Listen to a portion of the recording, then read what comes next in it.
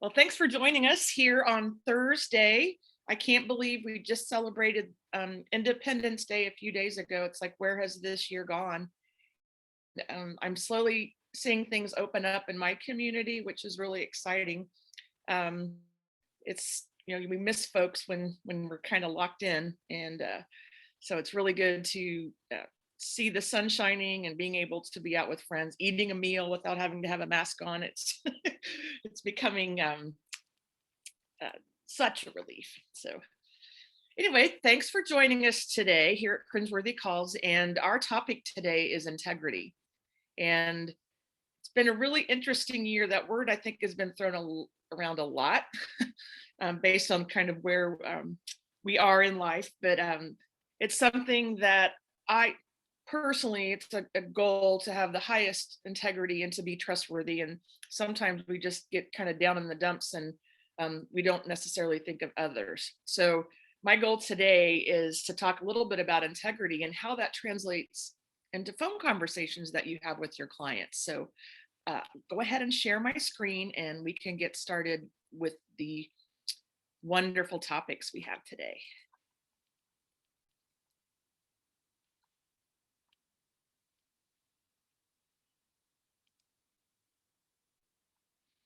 Okay, so again, we are in our ninth episode of Cringeworthy Calls, and it's just been so much fun. And I love preparing for these. My colleague Mandy and I, we work really well together, and I think there's an integrity in that relationship that I'm very thankful for. I treat myself like a superstar to put makeup on, to all these fun things, and um, I've just really enjoyed this. I never thought in a million years that I would enjoy being a Facebook Live uh, superstar. So, anywho, let's get started. So, again, we are Dead Ringers, and goal is to create meaningful experiences for folks who have to answer the phones within their organizations. And we do that through call analysis and also recorded calls into businesses. And we've learned a lot. We are now little over our 5th year into making phone calls throughout mainly the death care profession, but we are branching out into other related businesses around that. And so we've had some good experiences, but unfortunately, mostly um, negative experiences, and not necessarily like things that want to make you throw the phone down, but missed opportunities, lack of empathy, certain things like that. My goal in life is to bring back true, good customer service over the phone. So that's what we do at Dead Ringers. And I start our Dead Ringers live sessions with this quote every time. And if there's a phone on anyone's desk or in your pocket, we're going to talk a little bit about that today too, they should be trained to use it. And if you think of your business, and if you were to shut your eyes and wonder where all the phones are and who's answering them, they should be trained to use it. And not just necessarily etiquette and what's expected in conversations that happen with your clients, but also the technology. And more, there are so many fabulous systems out there. Some are even web-based as far as phones are concerned. And I think it's really important that we place integrity and training around not only what we say, but also how to use the phone from a technological perspective. And this quote is from Nancy Friedman, my idol, the telephone doctor. And I added in that kind of the smartphone as we think about it. And I know we listen to a lot of calls that end up getting transferred to cell phones, and it's really a good experience having that happen. So last month, wow, time sure flies, we talked about expectations. And sometimes the companies we call in, we know the expectation and the experience is going to be bad. But really what we want to think about is setting those expectations with our clients and how we know that they're going to be treated, and creating that baseline of service, that this is what we expect from our team and also what our customers grow to expect from your company.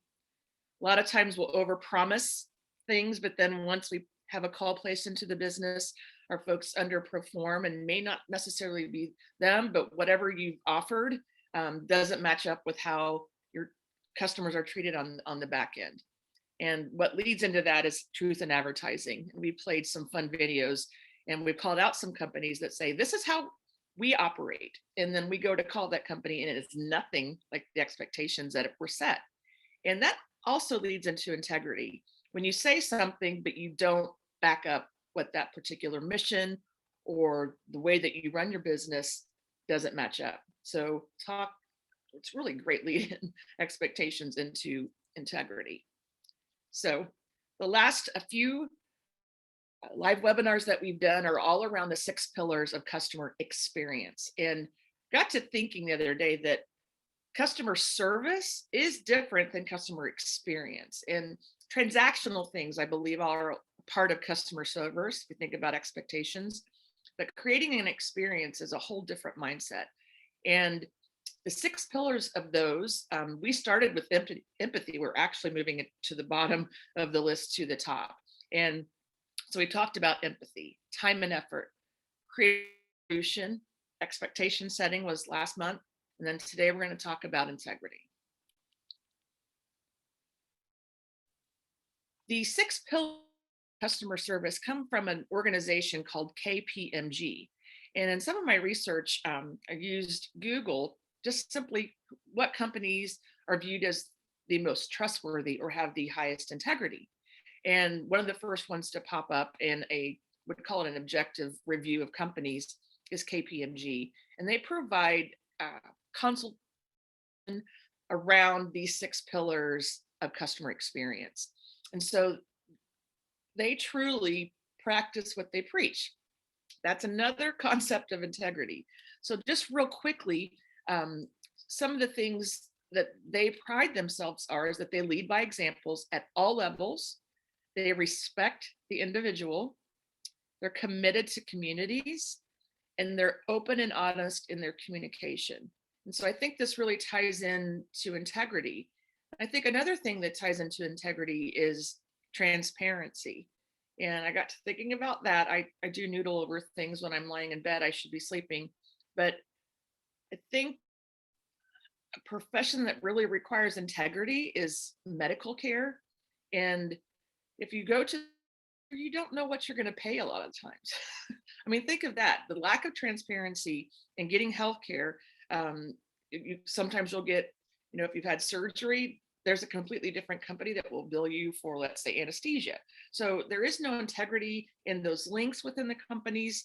So it becomes really an issue that you lack trust. So integrity and trustworthiness, of course, go together. So we're really pleased that we've discovered KPMG, and these 6 pillars have really helped us create a better working environment within Dead Ringers. And we hope that the things that we've shared with you with our live webinars are helpful as well. Please take it easy. Look, bro, I don't really care what your name is, okay? Either I get my drink or I get my money back. It's that simple. I can reimburse you for your order. Thank you. I appreciate it. It's going to cost you $20. Excuse me? Your excuse. Did you say in order to reimburse you, I have to go into my system, look up your account, track the order, void it, then submit the claim to corporate. So don't you think I deserve $20 for my time? Bro, I ordered a drink, paid for it, and it never arrived. I'm not... Please calm down. Please calm down. Stop telling me to calm down. I'll tell you what. I'll give you store credit. I don't want store credit. I want my money back. Well, I want a divorce. We can't always get what we want. You know what? I want to delete my account. I'm switching to Postmates. No problem, sir. I can help you take care of that. Hold, please.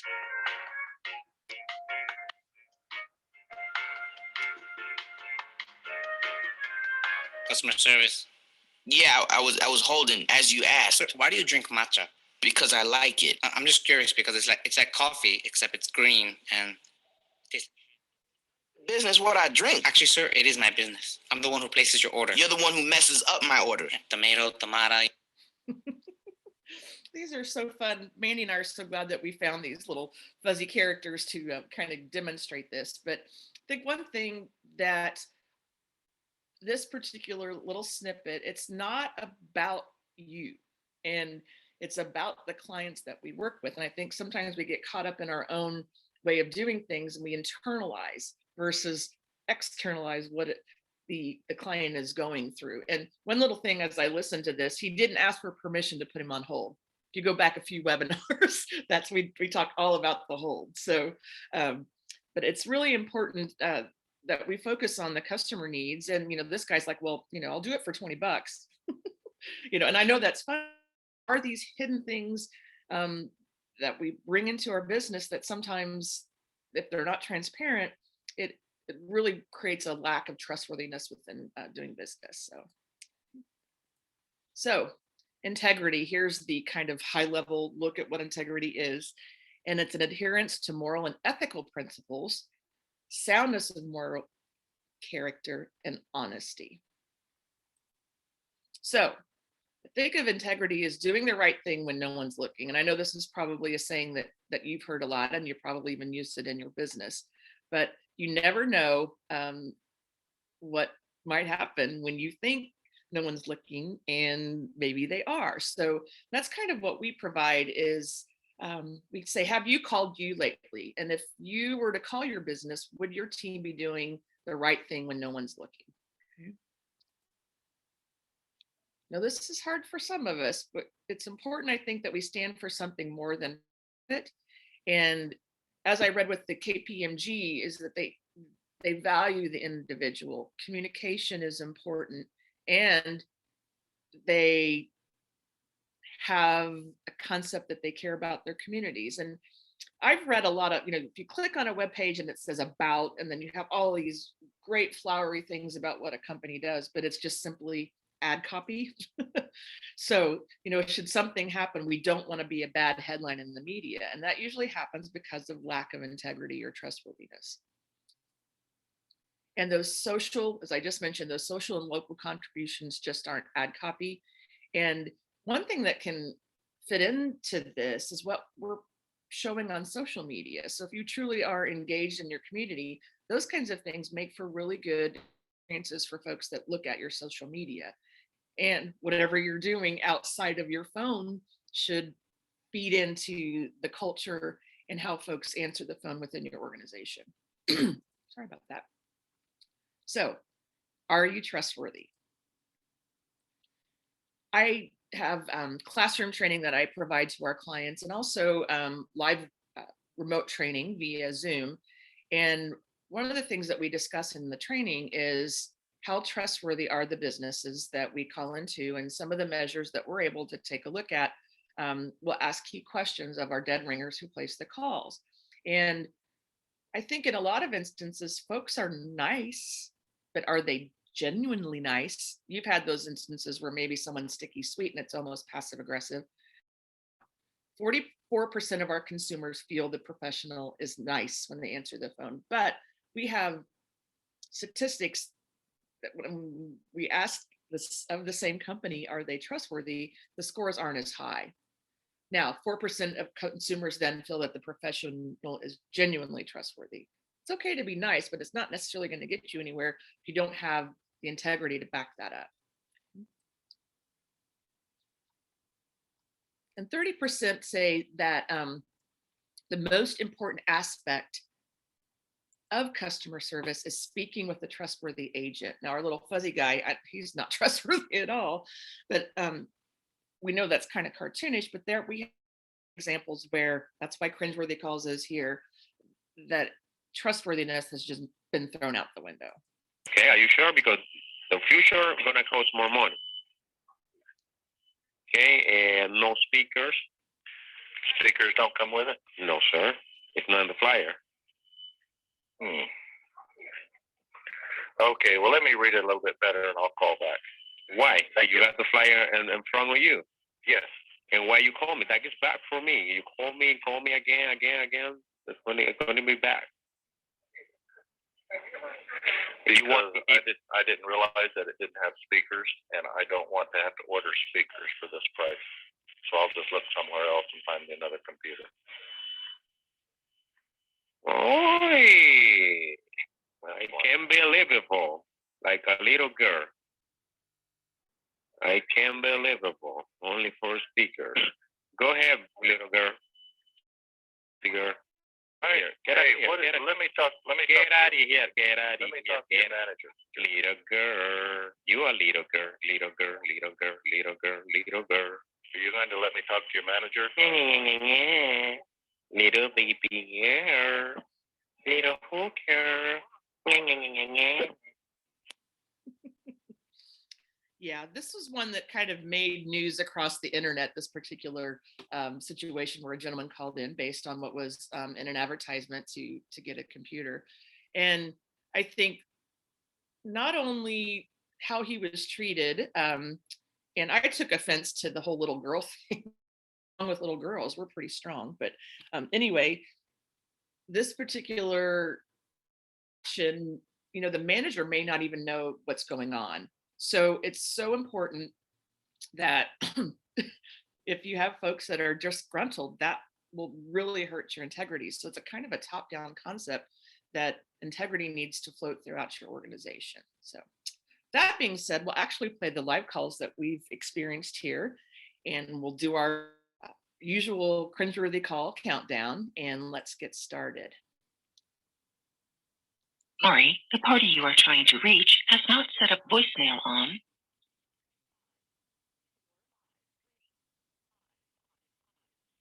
To send a message to another subscriber, enter the area code and phone number of the person you are trying to reach, or press star to enter your own mailbox.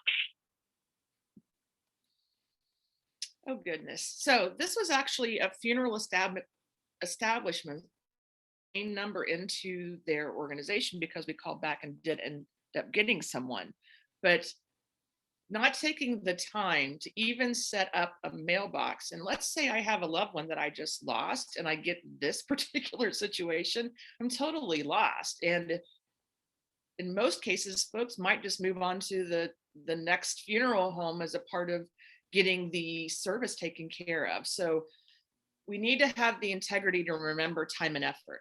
And time and effort was one of our topics in a previous webinar, in that we create compromises for our customers when we don't take the time to understand what it's like to call into our business. So it's so important to have the integrity to remember time and effort, remember data. And so in that instance, when we'll talk a little bit more about that, there's two different concepts. There's data integrity that tends to be kind of algorithms and all of the things that we see, and that is that integrity spread throughout the entire organization.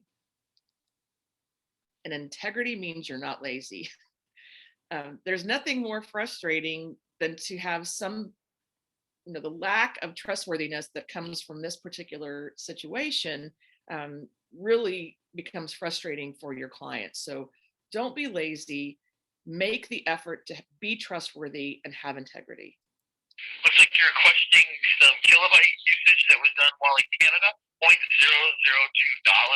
Do you recognize that there's actually 0.002 cents? Yes. Do you recognize there's a difference between those two numbers? No. $0.002 and $0.002 cents. Yes. Is there a difference between? They're both the same if you look at them on. No, they're not actually. So if you take $0.002 cents, remember it's cents, times 35,896, $71.79. No, that would be 71 cents. How much should I be charged? By the way this is calculated, $71.79. You're paying 2/10 of a penny per kilobyte. 2/10 of, hold on. 2/10 of a penny would be 0.2 cents. You quoted me 0.002 cents. So which is the real rate? 0.002, sir. 0.002 what? Cents per kilobyte. So you just said it was 0.2 pennies. And then you also said it's 0.002 cents. Those are two completely different numbers. They're 100-fold different. George, hold on 1 second for me, okay? So I just mentioned data integrity. Know what your data means as customers call in. And he continued to get frustrated with the caller. And so again, this kind of what's coming from leadership within your company is to truly understand what it is you're offering and having data integrity. All right, here's a new one that we just we can't believe happened. Okay. Now, the cemetery does have a chapel, but it's kind of, put it this way, if you've seen an old Dracula movie, that's what the chapel is. Uh-huh. It's all dank and dark and musty and nasty. Nobody likes to use it, so.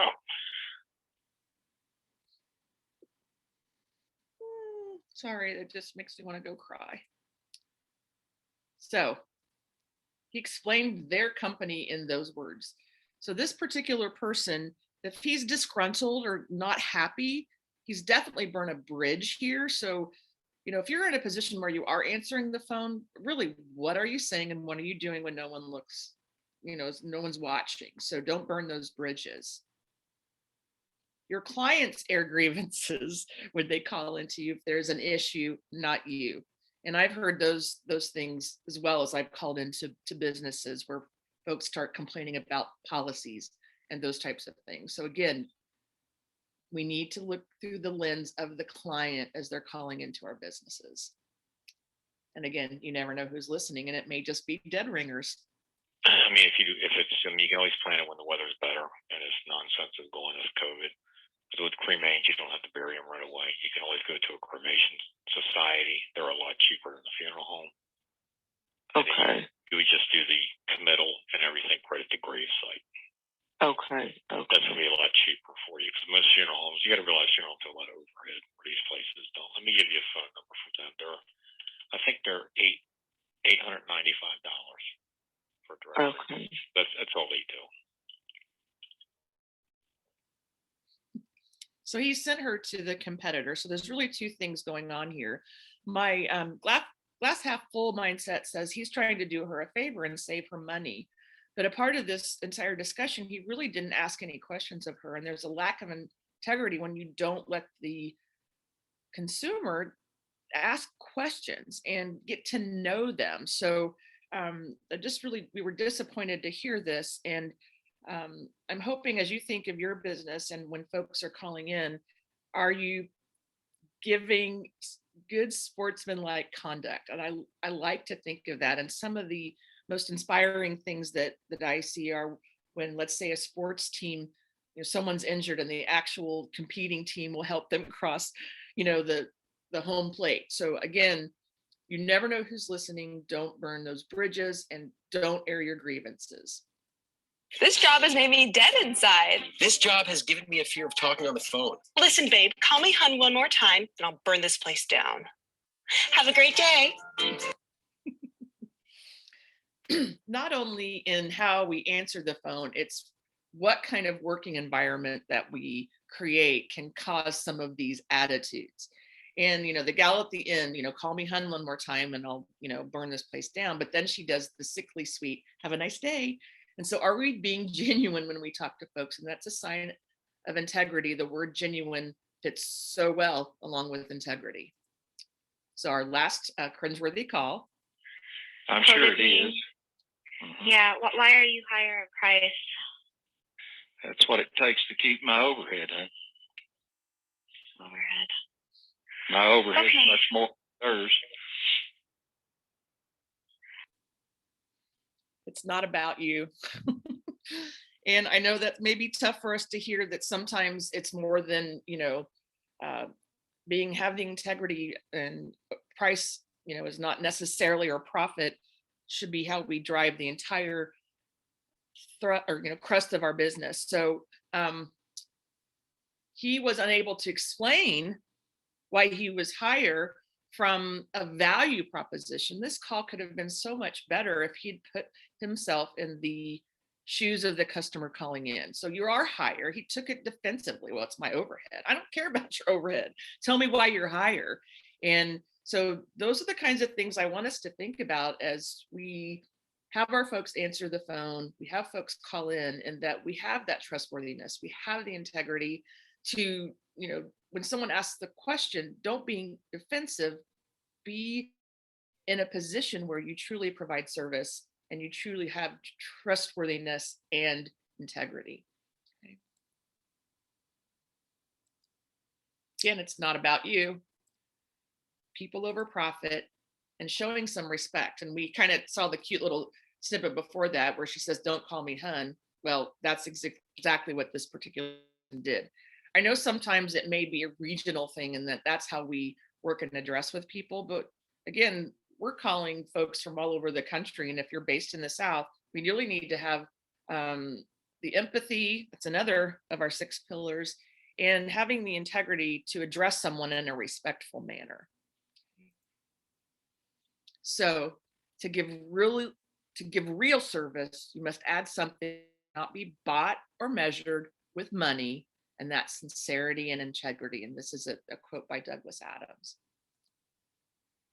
And I want to let you know that I am going through the most wonderful experience with a client of ours where they've kind of flipped the coin, as you might say, and that they're partnering with us as if we're a part of the team versus us just being a vendor. And they're taking it as far as taking me through a process called the outward mindset. And I'd really like for you to take a look at kind of a homework assignment here. If you were to Google the outward mindset, it's the Arbinger Institute, and they provide company-wide kind of cultural consulting and kind of making a huge change in the way we think. But I find that that's such integrity in that they're not approaching us in what way could we get the most out of this particular, but how we can become a part of the culture and a part of the team. And I think that shows such integrity that they respect their own people, obviously, but those that work with them, not necessarily work for them. So think of that within your organization, having that outward mindset. It's truly the height of integrity. So kudos to our client. I'm not going to drop any names here, but I'm just so excited about that. So our calls today: have the integrity to set up your systems, have the integrity to not be lazy, and do what needs to be done to make entry into your company, creating that first impression, a part of your integrity strategy. 2, don't air grievances. We had our gentleman, talking about a musty. Have you seen old movies with Dracula? It's like almost like he wanted to be a cute little comedian there, and it just rubs us the wrong way. And again, it's not all about you. People over profit really shows strong integrity. All right. So we're super excited to cover our last 6 pillars of customer service, and that's personalization. And this is going to be so fun. There's so many great techniques that we can share, and finding where those missed opportunities in personalization should be an interesting challenge to Mandy and I as we pull together the live webinar for us next month. So we know we're kind of moving into vacation time, and so we're going to push that a little farther back into August. So we'll start at 2 p.m. Thursday the 19th, and please register at deadringers.co/cringeworthy. And I have an assignment here too, and we'd really appreciate your help. If you've personally created a good personalization process within your organization, specifically on the phone, we'd love for you to share that with us. Or if you had a really good experience where personalization was utilized in how you worked with a company, what did they do to make you feel special and the only person in the room? So please share those ideas at info@deadringers.co.